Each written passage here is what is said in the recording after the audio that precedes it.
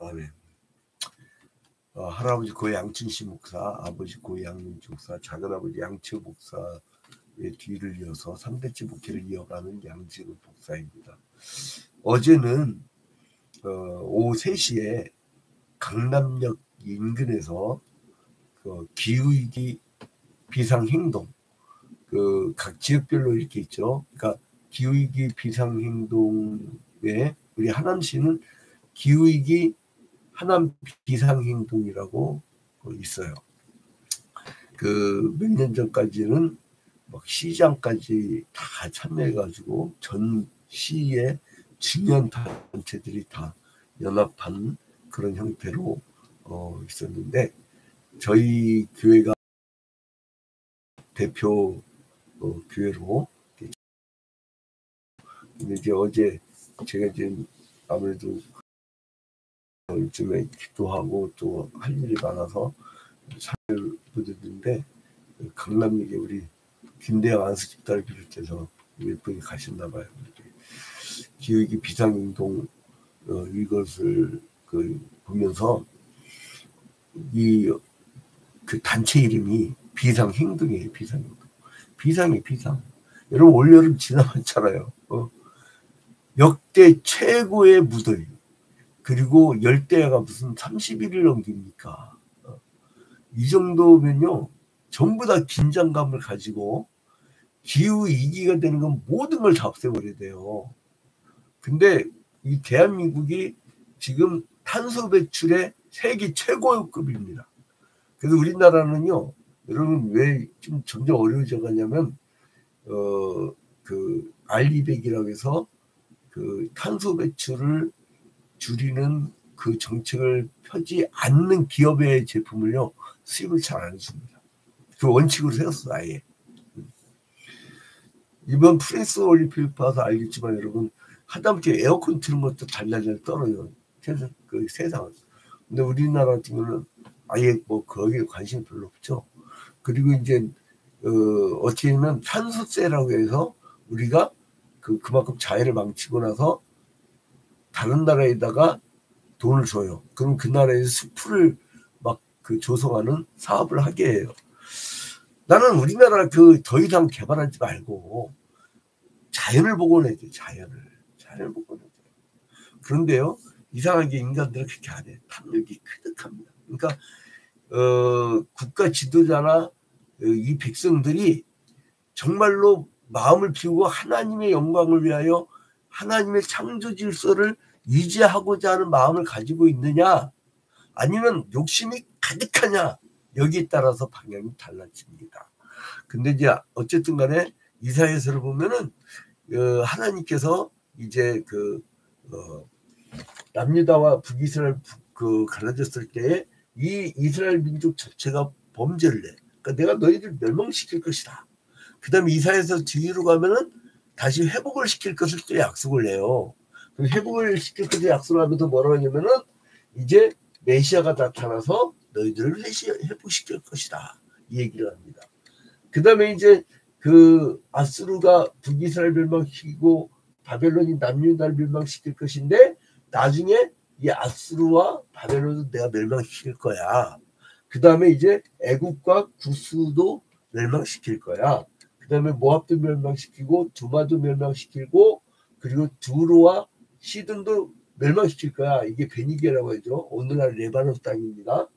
이제 이 해변국가들도 멸망시킬 거라는데, 오늘날에 얘기하면 가자지구 블레셋이라고 하죠. 그러니까 이러한 모든 나라를 다 멸망시켜 버릴 것이라고. 왜요? 하나님을 섬기지 않고 우상 숭배를 하고 자연을 파괴하고 인간의 탐욕이 너무나 가득하기 때문에.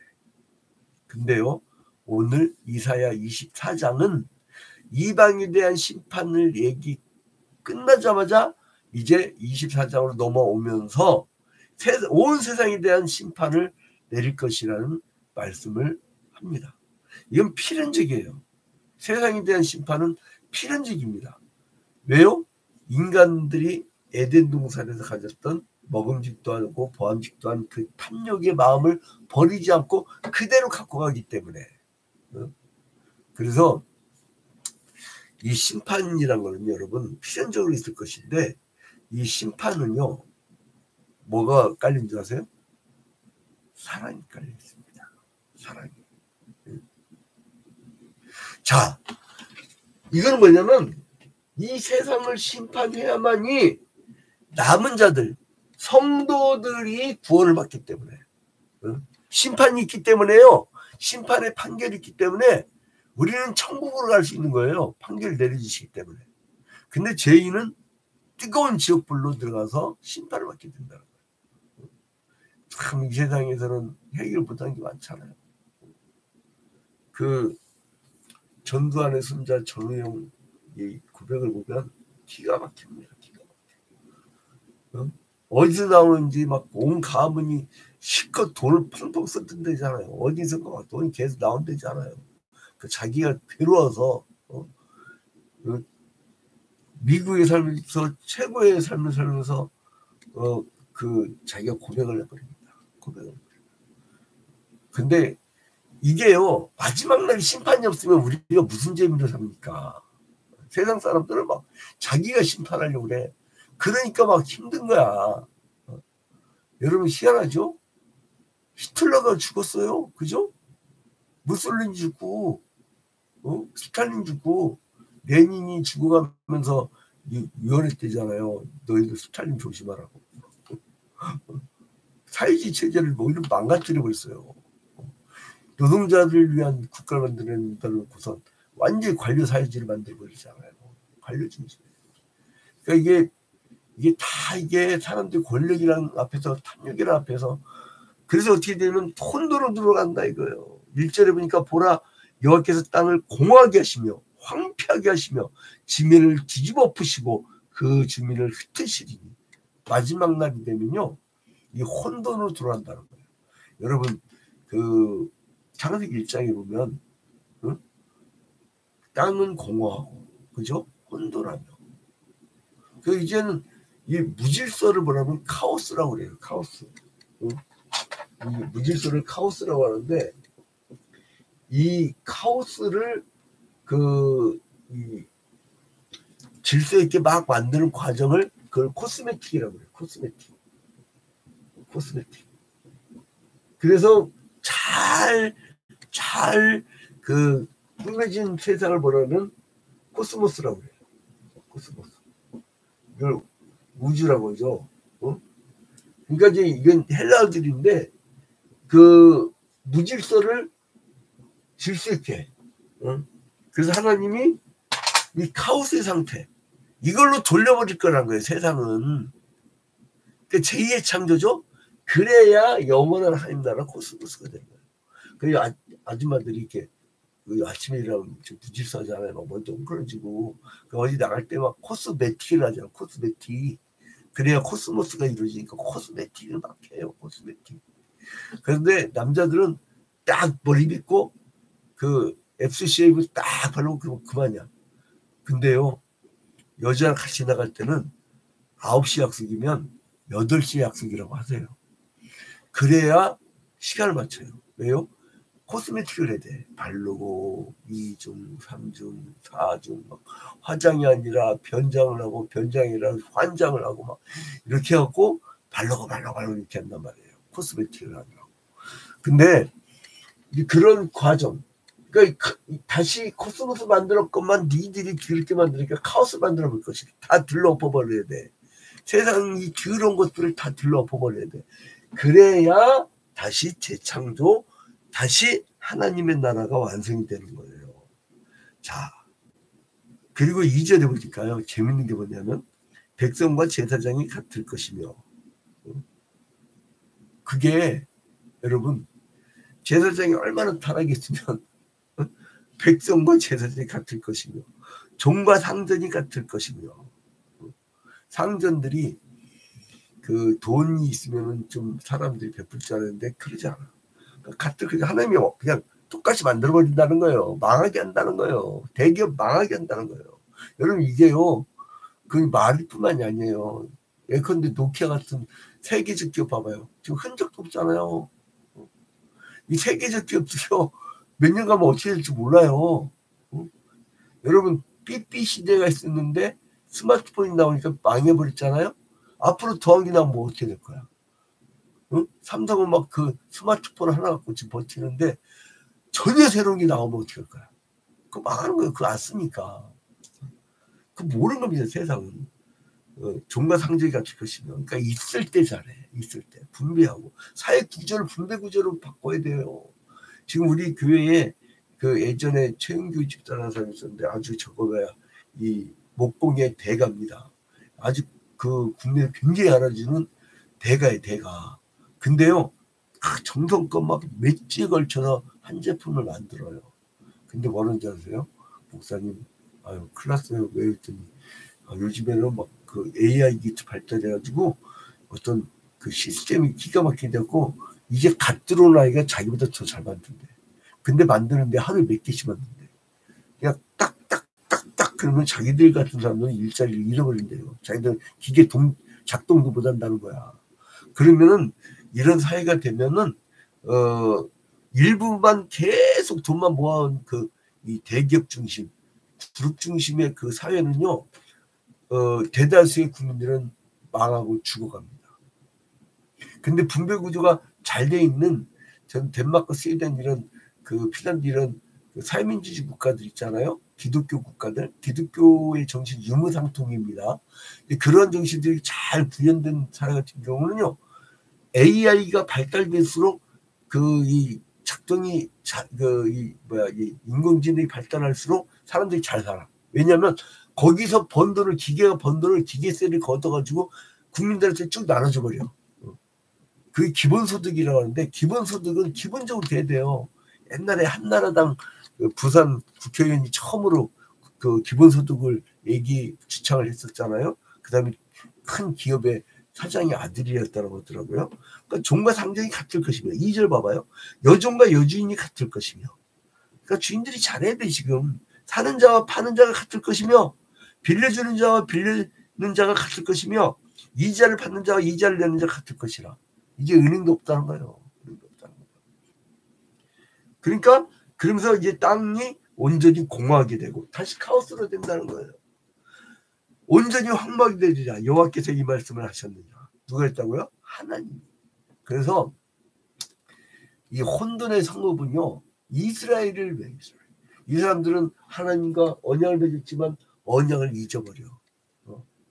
그리고 이제는 이 주변 나라들한테 이 전도도 못해. 하나님의 뜻도 전하지도 못해. 전부 다 우상숭배하는 나라들이야. 이 대한민국 주변 국가에서 신앙생활 제대로 하는 나라가 어디 있어요, 여러분? 대한민국 빼고 믿음 생활 제대로 하는 나라가 있냐고 지금. 이 꼴이야, 이 꼴. 복음 전하는 건 고사하고 지 나라도 개를 이어가지 못해. 우리의 바로 이 세대는 우리를 가르치기 위해서 정말 온 힘을 다해가지고 복음을 전했건만 우리는 후세대를 얼마나 기회주지 못했으면 청년 대학생들이 복음화율이 4%야. 미 전도종족 성교학적으로 미 전도종족의 기준이 4% 이하입니다. 저주받으려고 작정한 땅이 돼가고 있습니다. 그래서 이 혼돈의 성읍은 당시 황폐한 예루살렘 성을 가르치는데 이사야 선지자는 여러 나라들에서 분명히 심판의 날을 예언한 다음에 먼 장래, 맨 미래의 역사의 마지막 날에 있을 최후의 그 심판의 날. 근데 이것은 여러분 거꾸로 최후의 공의의 승리의 날이라는 거예요. 우리한테는. 응? 자, 여러분 온 땅에 심판이 내리는데 몇 번 반복하나 봅시다. 3절 봐봐요. 땅이 온전히 공허하게 되고 땅이 그 다음에 6절을 한번 봅시다. 그러므로 저주가 땅을 삼켰고 그 중에 사는 자들이 정점을 당하였고 땅의 주민이 불타서 남은 자가 적도다. 17절에 보니까 땅의 주민아 두려움과 함정과 올무가 내게 이르렀나니. 그 다음에 19절을 보니까 땅이 깨지고 깨지며 땅이 갈라지고 갈라지며 땅이 흔들리고 흔들리며 이 땅에 대한 저주가 계속 나옵니다. 이것은 인간의 죄는 인간 자체에만 영향을 미치는 것이 아니라 인간이 살고 있는 자연계에도 영향을 미친다는 거예요. 그러니까 자연을 바라볼 때 하나님께 영광 돌려드리고 하나님의 창조 질서를 잘 보존하겠다는 마음을 갖고 있느냐, 아니면 늘 탐욕, 늘 채우고 쌓고 많게 하고 한 인간의 탐욕, 그 욕심만 가득한 마음으로 자연을 바라보느냐, 여기에 따라서 자연이 영향을 받는 겁니다. 근데 이 본문에 보면 심판 얘기하니까 엄청 우울한 말씀이 많죠. 이게 막 심판을 받는 거 아까 1절부터 3절 읽었잖아요. 그가 얼마나 이 공허하게 되고 얼마나 그 무섭게 됩니까? 근데 이유가 나와. 이유가 나와. 그 이유가 뭐냐면 5절에 나와요. 5절. 땅이 또한 그 주민 아래에서 더럽게 되었으니 어떻게 됐다고요? 더럽게 됐다고. 땅이 더럽게 됐다고. 그리고 이는 그들이 율법을 범하며 율례를 어기며 영원한 언약을 깨뜨렸습니다. 그들이 하나님 말씀을 버렸다는 거예요. 그러니까 하나님이 그 땅을 저주를 내린 거예요. 사람이 법을 범하였기 때문에 심판을 받습니다. 만물이 심판받는 것은 하나님의 그 계획 때문에 그런 거예요. 사람 때문에 만물이 더러워져서 심판을 받게 됐다는 거예요. 사람들이 어떤 죄를 지었다고요? 율법을 범했다고요. 하나님 선물이 율법을 범했다고요. 또 율례를 어겼다는 거예요. 또 그 다음에 세 번째로는요, 이제 하나님 말씀에 대해서 반역을 꾸몄어요. 그러니까 언약을 피했다는 거예요.